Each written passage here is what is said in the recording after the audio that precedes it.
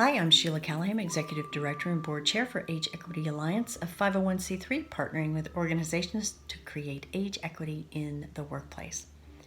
In the video from day 13, I talked about the subject of workplace myths, and in particular, on that day, I talked about this notion that the generations hate working with each other.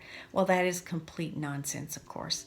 Today, I'm talking about another workplace myth, that older workers cost more to hire and retain.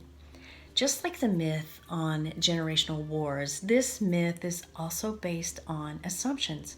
But instead of challenging the myth, many recruiters and hiring managers are excluding older workers carte blanche from consideration because they've accepted the myth that older workers demand higher salaries, that older workers are so much more expensive to insure. They're not taking the time to ask, is this really true? How do I really know? Not only is this practice outright discrimination, and you can check the video from day 10 where I share the EEOC's new guidelines around systemic discrimination, but all of it's based on falsehood. So let me break it down for you.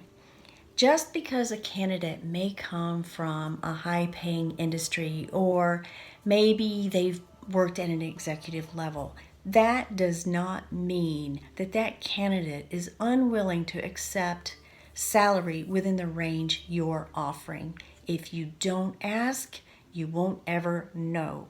Likewise, just because someone worked at an executive level does not mean that they are not deliberately seeking or willing to accept a middle management role with less compensation and benefits. If you don't ask, you'll never know.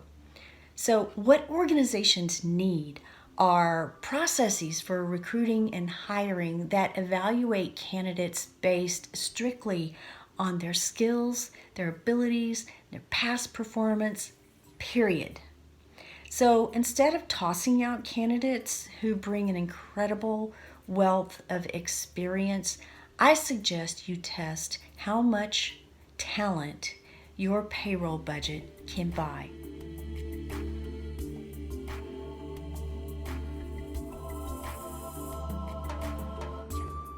The future of work is age inclusive. Are you ready?